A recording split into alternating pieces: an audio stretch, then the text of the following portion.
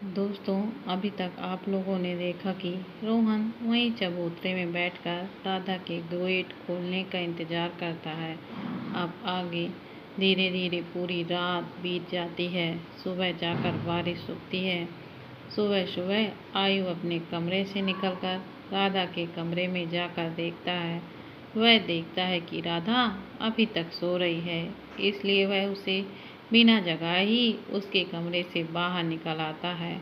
आज संडे था और कोई स्कूल नहीं था। बाहर आकर डाइनिंग टेबल पर बैठ जाता है। उसके दिमाग में अभी भी कल रात वाली बातें घूम रही थी। उसे समझ में ही नहीं आ रहा था कि रोहन इतने जोर जोर से दरवाज़ा क्यों पीट रहा था और राधा इतना रोए क्यों जा रही थी और आज अचानक उसने घर छोड़ने की बात क्यों बोली। थोड़ी देर डाइनिंग टेबल पर बैठने के बाद वह ठंडी हवा खाने के लिए बालकनी में चला जाता है। रात भर बारिश हो रही थी तो सुबह ठंडी ठंडी हवा भी तो चल रही थी। वहाँ खड़ा होकर ठंडी हवा का आनंद उठा ही रहा था कि तभी उसकी नज़र में कुछ ऐसा आता है जिसे देखकर उसकी आंखें फटी की फटी रह जाती हैं। वह देखता है कि घर के बाहर रोहन की गाड़ी खड़ी हुई है और उसके पास पेड़ के नीचे एक चबूतरे पर रोहन लेटा हुआ था। पता नहीं लेटा हुआ था या सो रहा था। उसे यह बात बहुत अजीब लगती है। वह देखता है कि रोहन पूरा भीगा हुआ है। उसे मामला कुछ ठीक नहीं लगता, इसलिए वह दौड़कर राधा के कमरे में जाता है। वह राधा के बिस्तर के पास जाकर उसे हिलाकर जगाने लगता है। दीदी, दीदी उठो ना दीदी, दीदी उठिए ना। आयु की आवाज़ सुनकर राधा की आंखें खुल जाती हैं और वह खड़ी होकर बोली, क्या हुआ आयु? तुम इतना परेशान क्यों देख रहे हो? सब ठीक तो है ना? वह थोड़ा हैरानी से पूछती है। दीदी, वह बाहर गेट के पास रोहन भैया की गाड़ी खड़ी हुई है और उसके पास चबूतरे पर रोहन भैया लेटे हुए हैं।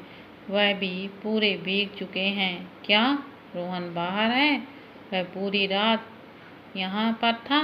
राधा हैरान होकर सोचती है और दौड़कर बालकनी की तरफ से जाकर देखती है। वह देखती है कि आयु सच बोल रहा था।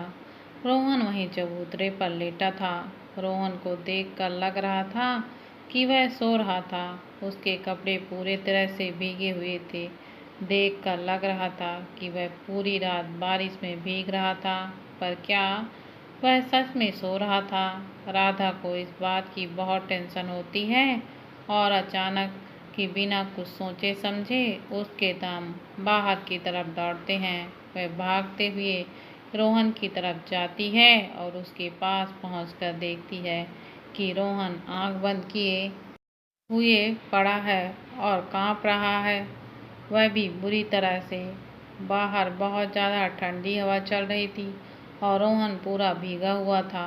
रोहन, क्या हुआ तुम्हें रोहन? राधा जैसे ही रोहन को हाथ लगाती है शॉक्ड हो जाती है। यह देखकर कि रोहन को बहुत ही ज़्यादा तेज बुखार था। आयु भी भागकर आके राधा के पास खड़ा हो जाता है। रोहन को इस हालत में देखकर राधा की आंखों से आंसू रुकते ही नहीं हैं, लगातार बहते ही जा रहे थे। वह रोहन के गालों को थपथपाकर उसे जगाने की कोशिश कर रही थी। रोहन, क्या हुआ तुम्हें? रोहन, आंखें खोलो प्लीज। राधा के लाख जगाने पर भी रोहन नहीं जगता। वह लगातार कांप रहा था। राधा उसे किसी तरह उठाकर फ्लैट में ले जाती है।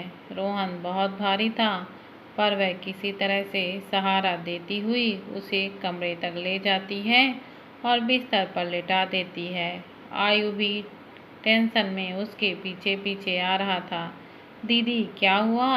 रोहन भैया को यह कुछ बोल क्यों नहीं रहे हैं?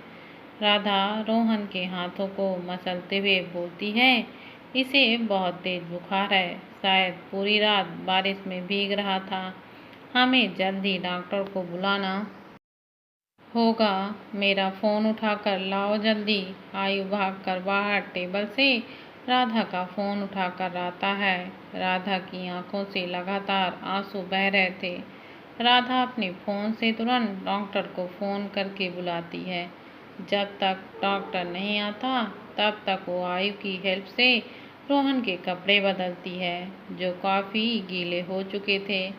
रोहन को इस हालत में तड़पता देख जैसे अपना सारा गुस्सा भूल गई हो। अब उसे सिर्फ चिंता थी तो रोहन की।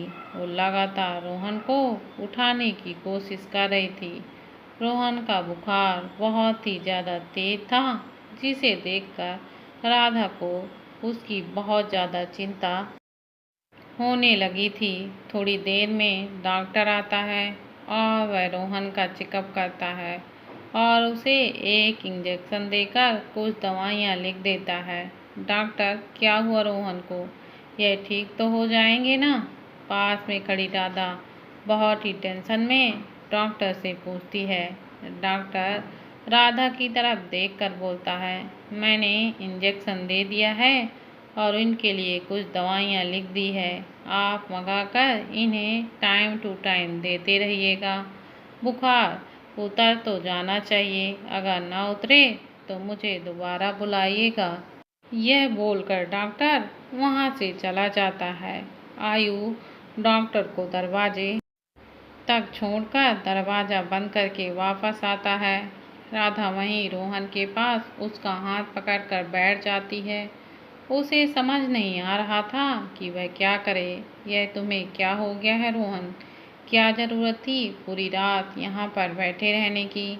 अगर तुम्हें कुछ हो गया होता तो मेरा क्या होगा? मैं कैसे जीऊँगी? राधा जोर जोर से रोने लगती है। जब बात रोहन की जान पर आ गई तो राधा अपना सारा गुस्सा भूल चुकी थी। उसे इस वक्त सिर्फ रोहन की जान की चिंता थी और किसी चीज़ की नहीं। वो लगातार प्रार्थना कर रही थी कि रोहन को बस होश आ जाए और उसे कुछ नहीं चाहिए। आयु आकर उसके पास बैठ जाता है और चिंता भरी आवाज़ में पूछता है, दीदी भैया ठीक तो हो जाएंगे ना? राधा आंसू भरी आंखों से आयु की तरफ देखती है और हाँ में अपना सिर हिलाती है। उसका दिल खुद बहुत घबरा रहा था। वह बड़ी मुश्किल से खुद को संभाल पा रही थी। वह लगातार रोहन के सर पर ठंडी पट्टी किए जा रही थी ताकि उसका बुखार कम हो सके। वो पास के ही मेडिकल स्टोर से जाकर फटाफट रोहन की दवाई लेकर आती है। फिलहाल रोहन पर इंजेक्शन का असर था तो वह सो रहा था। राधा रोहन के पास ही उसके बिस्तर पर उसका हाथ पकड़कर बैठ जाती है और उसके सर को सहलाते हुए बोला, प्लीज़ रोहन, प्लीज़ होश में आओ। मैं तुम्हें इस तरह नहीं दे सकती। प्लीज़ होश में आओ रोहन। राधा की आंखों से आंसू लगातार बह रहे थे। उसका दिल रोहन को इस हालत में देखकर बहुत पसीज चुका था। उसका दिल अब भी यह मानने को तैयार नहीं था कि रोहन उसके साथ ऐसा कर सकता है। अगर उसने वाकई उसे धोखा दिया होता तो क्यों पूरी रात यहाँ बारिश में बैठा रहा? आखिर क्यों? यह सोच सोच कर राधा का दिल बैठा जा रहा था। घंटों तक राधा रोहन के पास उसका हाथ पकड़कर बैठी रहती है।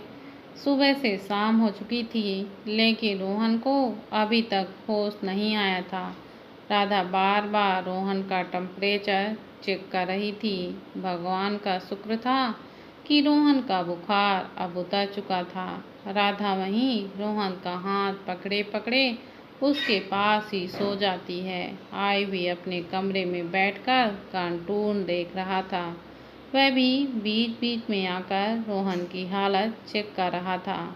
राधा ने उसे बोला था कि रोहन का बुखार उतर चुका है, अब चिंता करने की कोई बात नहीं है, जल्दी ही उसे होश आ जाएगा। जिसे सुनकर आयु को थोड़ा अच्छा लगता है। शाम हो चुकी थी। राधा भी रोहन के पास उसका हाथ पकड़कर सो रही थी। बहुत देरी तक बैठे बैठे अचानक ही उसकी भी आंख लग गई थी। अचानक रोहन की आंखें खुलने लगती हैं और उसे होश आ जाता है।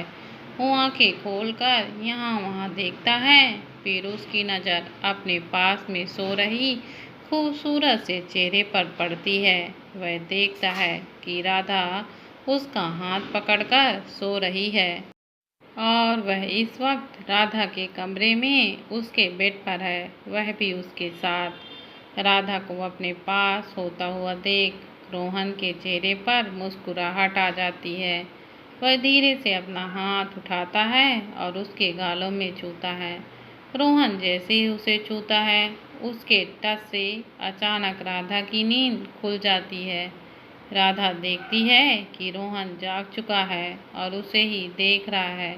उसे होश आ चुका है। यह देखते ही राधा का दिल खुशी से उछलने लगता है और वह रोहन का चेहरा अपने हाथों में पकड़कर बोलती है, रोहन, तुम्हें होश आ गया?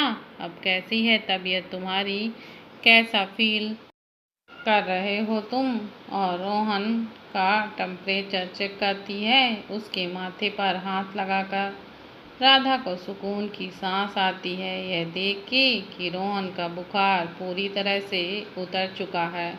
उसका टेम्परेचर बिल्कुल नॉर्मल है। वहीं राधा को अपनी इतनी फिक्र करता हुआ देख रोहन का चेहरा खिल जाता है। रोहन के चेहरे पर मुस्कुराहट देख राधा को एहसास होता है कि वह कुछ ज़्यादा ही रिएक्ट कर रही है।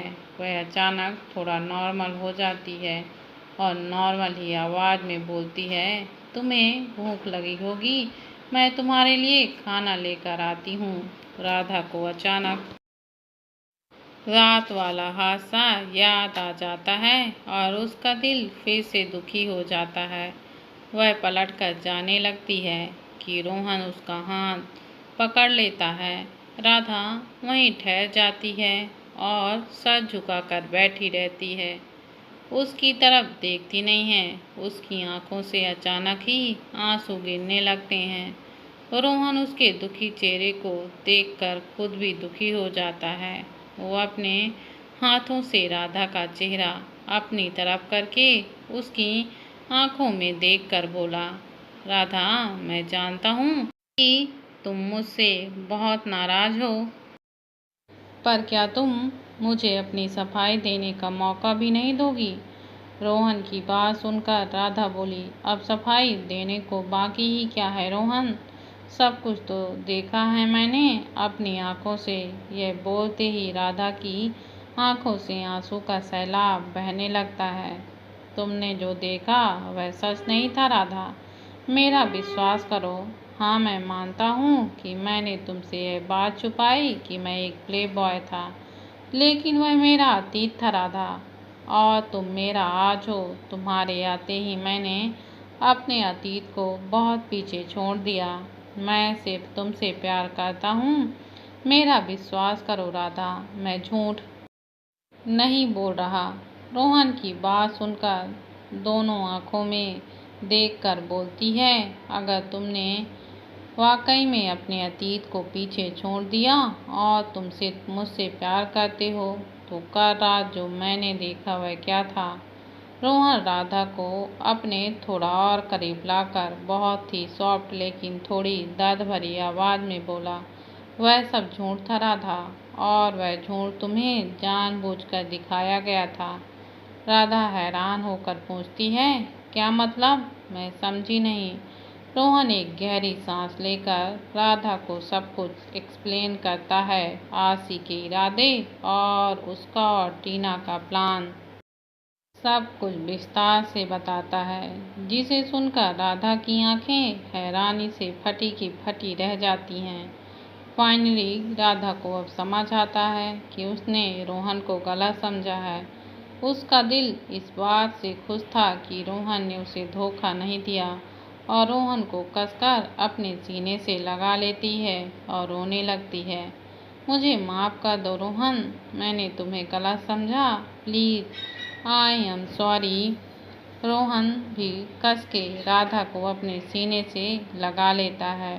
फाइनली वो खुश था कि फाइनली उसके प्यार ने उसे माफ़ करके एक्सेप्ट कर लिया। राधा हक ब्रेक करके रोहन की आंखों में देखकर बोलती है, अगर तुम बुरा ना मानो तो क्या मैं एक बात पूछ सकती हूँ तुमसे? पूछो, क्या पूछना है? तुम्हारे और टीना के बीच में मेरा मतलब है, उसने तुम्हारे साथ क्या किया? राधा थोड़ा हिचकिचाते हुए पूछती है। राधा की बात सुनकर रोहन उसे बताता है कि टीना ने उसके साथ क्या करने की कोशिश की। जैसे ही राधा को पता चलता है कि उसने रोहन को बहुत सारे किस किए, अचानक ही उसका सीना खींचने लगता है। उसे बहुत ज़्यादा जलन होने लगती है। राधा के एक्सप्रेशन डार्क हो जाते हैं, जिसे देखकर एक पल के लिए रोहन घबरा जाता है और वो रोहन के करीब आती है और उसकी आंखों में आंखें डालकर अपनी उंगली उसके होठों पे रखकर बहुत ही कोड वॉइस में बोलती है, क्या उसने तुम्हें यहाँ किस किया? रोहन हाँ में अपना सर हिलाता है। राधा धीरे से आगे बढ़ती है, रोहन के चेहरे को अपने हाथों में लेकर उसके होठों पर अपने होठ रख देती है। रोहन की आंखें राधा के सर्कस से फटी की फटी रह जाती हैं। राधा उसे किस कर रही थी, यह बात उसके लिए किसी सपने जैसी थी। राधा रोहन को बहुत ही डीप और पेशेंट किस करने लगती है। रोहन भी राधा की किस बहुत इंजॉय करने लगता है। राधा किस को इतना ज़्यादा गहरा कर देती है, मानो कि रोहन के होठों से टीना के होठों का एहसास मिटा रही हो। कुछ देर किस करने के बाद राधा रोहन से अलग होकर फिर से पूछती है, उसने तुम्हें जहाँ जहाँ किस किया वहाँ वहाँ अपनी उंगली लगाकर मुझे बताओ। राधा की आवाज़ इतनी कोर्ट थी कि रोहन सिवाय हाँ में अपना सर हिलाने के और कुछ भी नहीं कर पाया। वह अपनी उंगली को उस जगह पर लगाता है जहाँ जहाँ पर टीना ने उसे किस किया था। रोहन जहाँ भी अपनी उंगली रखता, राधा वहीं पर उसे एक जबरदस्त किस कर देती। अब रोहन को राधा के इस हरकत से बहुत मज़ा आने लगा था। वह आंखें बंद किए हुए उसके नरम मुलायम होठों को महसूस कर रहा था अपने बदन पर। पहले वह हाथ अपनी गर्दन पर रखता, राधा उसकी गर्दन पकड़ वहाँ पर एक बहुत ही प्यारा सा किस कर देती। फिर अपनी उंगली सरकाता हुआ अपने सीने पर ले जाता, जहाँ राधा वहाँ पर भी उसे किस कर देती। वाह, क्या बात है, मुझे पता नहीं था कि मेरी राधा इतनी ज़्यादा रोमांटिक है। रोहन मन ही मन सोचकर मुस्कुराता है। वह अपनी आंखें बंद किए हुए था और राधा की हरकत को बहुत एंजॉय कर रहा था। फिर अपनी उंगली को सरकाता हुआ अपने निप्पल्स पर ले जाता है, जहाँ पर फिर राधा किस करती है। रोहन की धड़कनें बढ़ रही थी। फिर उंगली धीरे धीरे सरकाता हुआ अपने एब्स पर ले जाता है। वह जहाँ जहाँ उंगली ले जाता, राधा वहाँ वो उसे एक खूबसूरत सा किस कर देती। अपने एब्स के बाद अपनी नाभि के नीचे और उसके बाद धीरे धीरे रोहन को एहसास तक नहीं होता कि कब वह अपनी उंगली अपने प्राइवेट पार्ट पर रख देता है। रोहन की उंगली को उसके प्राइवेट पार्ट पर देखकर राधा अपनी आंखें सिकोड़ लेती है। वह घूर कर रोहन को देखती है और बहुत ही कोड आवाज़ में बोलती है, अब ये मत बोलना कि उसने तुम्हें यहाँ भी किस किया था, नहीं तो मैं तुम्हें जान से मार डालूंगी। राधा की आवाज़ सुनकर रोहन तुरंत अपनी आंखें खोलता है और देखता है कि उसकी उंगली कहाँ पर रखी हुई है। Oh shit! वो फटाक से अपनी उंगली वहाँ से हटाता है और बोलता है, नहीं नहीं, यहाँ पर नहीं किया, डोंट वरी। रोहन राधा का हाथ पकड़कर उसे अपने करीब खींच लेता है और बहुत ही सॉफ्ट आवाज़ में बोलता है, थैंक यू। राधा कन्फ्यूजन होकर पूछती है, किस चीज़ के लिए? मुझे माफ़ करने के लिए और फिर से अपनाने के लिए। मैंने अभी तक तुम्हें माफ़ नहीं किया है रोहन। राधा की बात सुनते ही रोहन टेंशन में आ जाता है। राधा दोबारा बोलती है, लेकिन मैं तुम्हें एक शर्त पर ही माफ़ कर सकती हूँ। तुम बताओ। मैं तुम्हारी हर शर्त मानने के लिए तैयार हूँ। मुझे बस तुम्हारी माफ़ी चाहिए। राधा रोहन के चेहरे को अपने हाथों में लेकर बोली, आज के बाद तुम पर, तुम्हारे दिल पर, तुम्हारी आत्मा पर और तुम्हारे प्यार पर सिर्फ मेरा हक है। तुम्हें सिर्फ मैं छू सकती हूँ और कोई नहीं। राधा की बात सुनकर रोहन के चेहरे पर एक मुस्कुराहट आ जाती है और वो राधा को अपने करीब खींचकर बोला, आपकी शर्त मंजूर की जाती है। आई प्रॉमिस राधा, आज के बाद मेरी सांसों पर भी सिर्फ तुम्हारा ही हक होगा। ये सुनकर राधा के होठों पर भी मुस्कुराहट आ जाती है और बिना एक सेकंड गंवाए रोहन राधा के होठों को अपने होठों से कैप्चर कर लेता है। दोनों एक गहरे पेशेंट किस में चले जाते हैं। फाइनली उनके प्यार ने उन्हें फिर से एक कर दिया। प्यार अगर सच्चा हो तो हर मुश्किल को पार कर जाता है, जैसे इन दोनों का प्यार कर गया। कुछ देर यूं ही एक दूसरे की बाहों में खोए रहने के बाद रोहन को अपने पेट में कुछ महसूस होता है। रोहन देखता है कि उसका पेट गुड़गुड़ कर रहा है। वह अपने पेट पर हाथ रख लेता है। राधा रोहन के सीने पर अपना सर रखे हुए उसकी गोद पर लेटी हुई थी। जब वह रोहन के पेट की गुड़गुड़ की सुनती है तो अपना सर उठाकर रोहन की तरफ देखती है। रोहन किसी छोटे बच्चे जैसा मुंह बनाकर राधा से बहुत ही क्यूट सी आवाज़ में बोलता है, मुझे भूख लगी है। रोहन का ऐसा क्यूट सा रिएक्शन देखकर राधा अपनी हंसी रोक नहीं पाती और वह हंसने लगती है। फिर प्यार से रोहन की नाक को खींचते हुए कहती है, तुम बिल्कुल किसी छोटे से बच्चे जैसे हो, बहुत ही ज़्यादा क्यूट। चलो मैं तुम्हारे लिए कुछ लेकर आती हूँ, तब तक तुम आराम करो। मेरे दिमाग की बात सुनकर रोहन मुस्कुरा देता है और राधा को अपनी बाहों में खींचकर उसके होठों पर एक जबरदस्त किस करता है। उसके बाद राधा को अपनी बाहों से आज़ाद करते हुए कहता है, जल्दी जाओ। राधा मुस्कुराकर बाहर चली जाती है और गहरी सांस लेकर बड़ी सी मुस्कुराहट के साथ अपने बिस्तर पर आंखें बंद करके लेट जाता है। इधर दूसरी तरफ सुबह सुबह अधर ऑफिस के कपड़ों में तैयार होकर पार्किंग एरिया में अपनी गाड़ी की तरफ जाता है।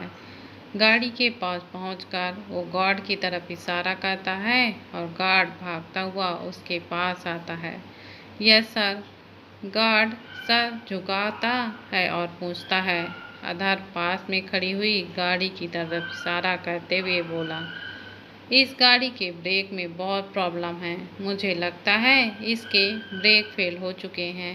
तुम आज ही किसी मैकेनिक को बुलाकर इसे रिपेयर कराओ और ध्यान रहे जब तक ये रिपेयर नहीं हो जाती कोई भी इसे इस्तेमाल ना कर पाए, खासकर Ruby madam. Okay sir. Guard ने अपना सर झुकाकर कहा।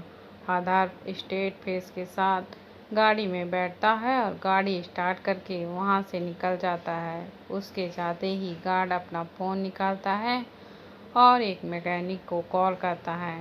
कंपनी में पहुंचकर अधर अपना ऑफिस में जाता है।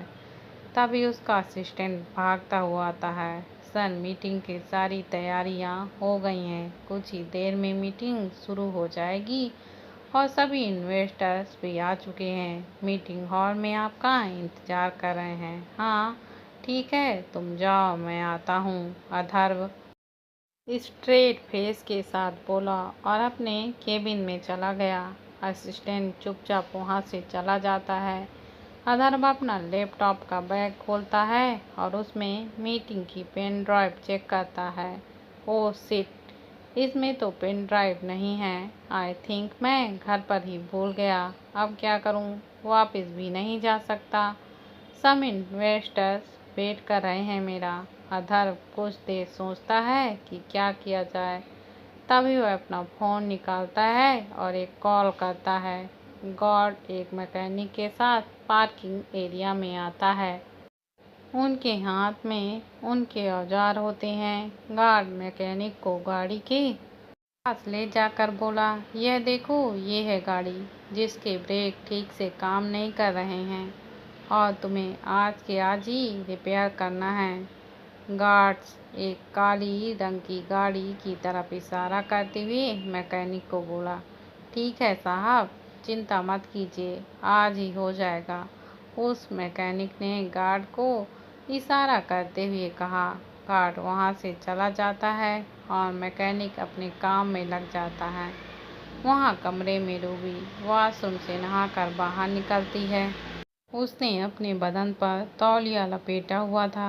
वह वार्डरोब की तरफ जाती है और उसे खोलती है। अपने कपड़े निकालने के लिए अपने कपड़े निकालते निकालते रूबी की नज़र अधर्व के कपड़ों पर जाती है और वह एक मुस्कुराहट के साथ अधर्व की एक शर्ट बाहर निकाल लेती है।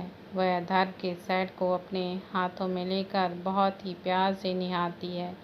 कुछ देर निहारने के बाद वो धीरे से अधर्व के शर्ट को अपने फेस के करीब लाती है और एक गहरी सांस लेकर उसे सूंघती है। जाने कितने ही दिनों से उसके और अधर्व के बीच में कुछ भी नहीं हुआ था। अब तो कहीं न कहीं रूबी को भी अधर्व के टच की कमी महसूस होने लगी थी।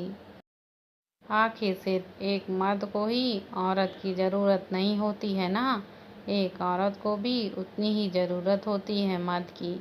अब तो रूबी को यह महसूस होने लगा था कि यह टॉर्चर सिर्फ अधर्व के लिए नहीं, खुद के लिए भी हो रहा था।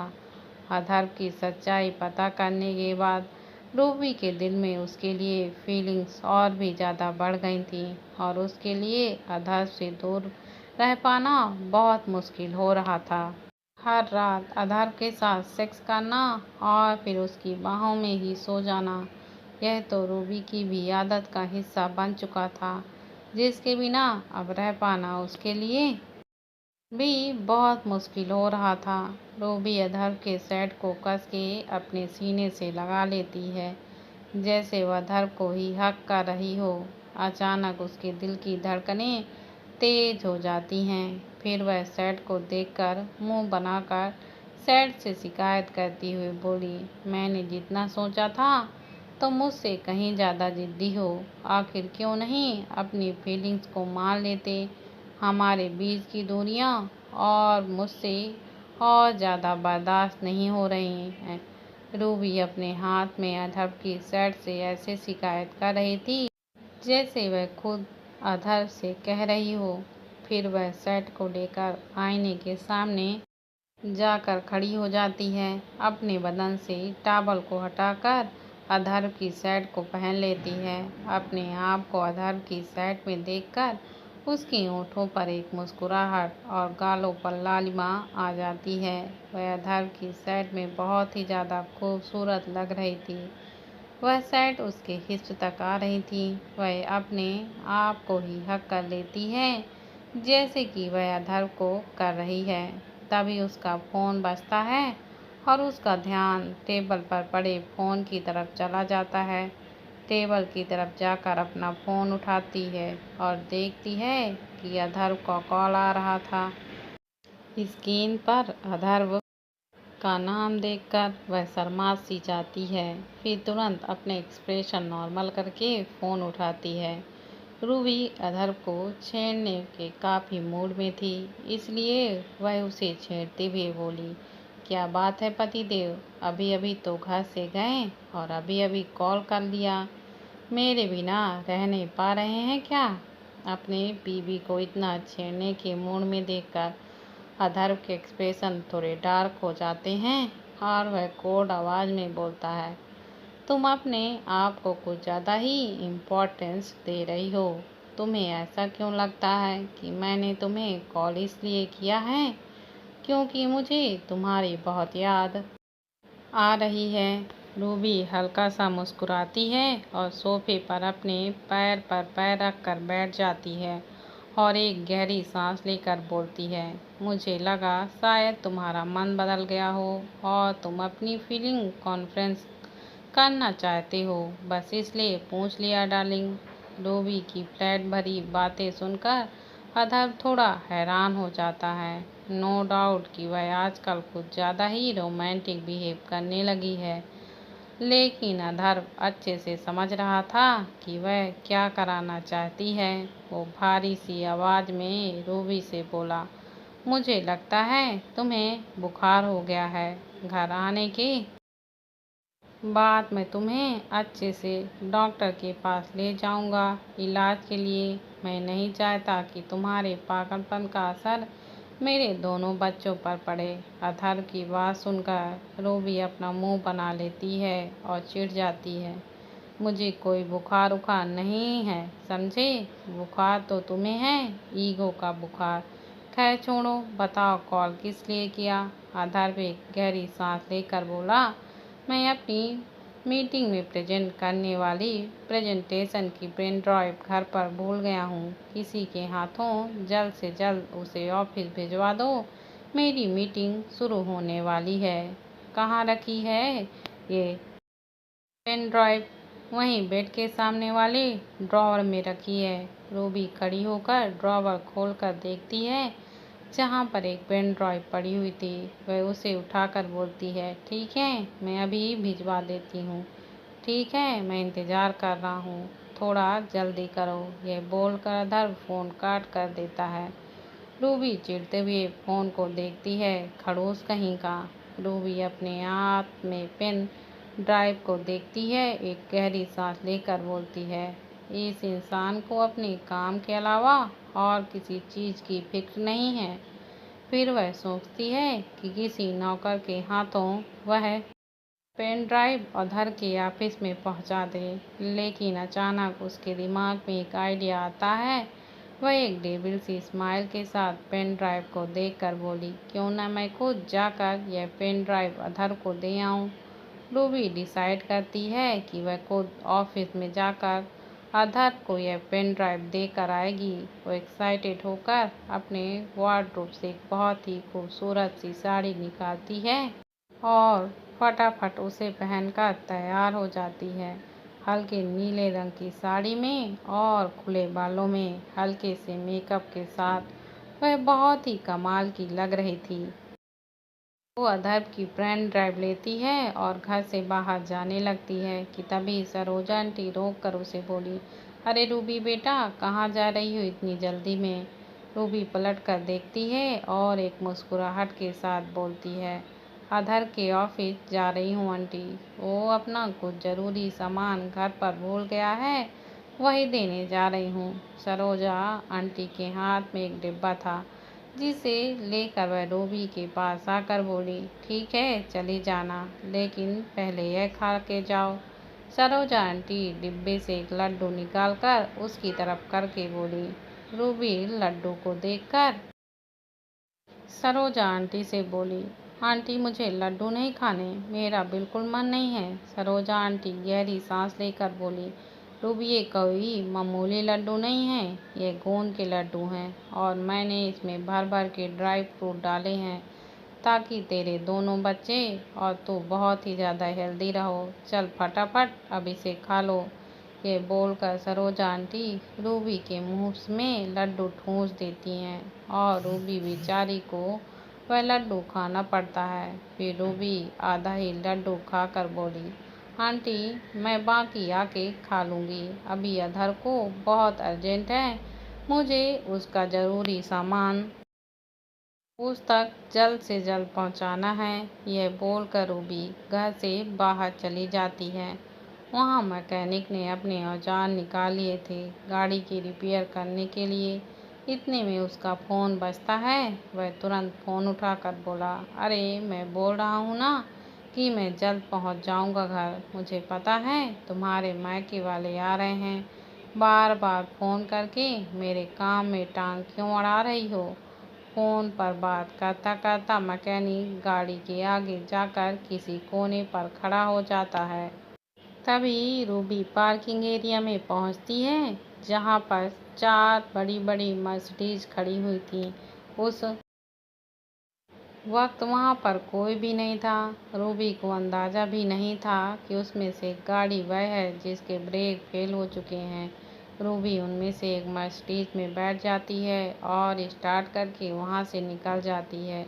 उसके वहां से जाते ही वह मैकेनिक भागता भागता वहां पर आता है।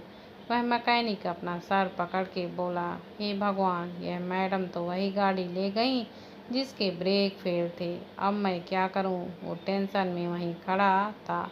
यह सोच रहा था कि वह क्या करे क्या नहीं, कि तभी उसके पास गार्ड आया और बोला, क्यों भैया, ऐसे क्यों खड़ा है? हो गई गाड़ी रिपेयर? वह डरता गार्ड की तरफ देखा और बोला, भैया जी, हमें माफ़ कर दीजिए, हमारा बिल्कुल भी ध्यान नहीं रहा। वो हमारी जोरू का फ़ोन आ गया था, इसलिए गड़बड़ हो गई। गार्ड कंफ्यूज हो जाता है कि आखिर यह बोल क्या रहा है। अरे, कहना क्या चाह रहे हो तुम? क्या गड़बड़ हो गई तुमसे? मैकेनिक थोड़ा डरते डरते हिचकिचाते हुए बोला, वह हम जब गाड़ी रिपेयर करने वाले थे, अचानक हमारी जोरू का फ़ोन आया और हम फ़ोन लेने के लिए ज़रा कोने से निकल गए। तभी अंदर से एक मैडम आई और वही गाड़ी लेकर चली गईं।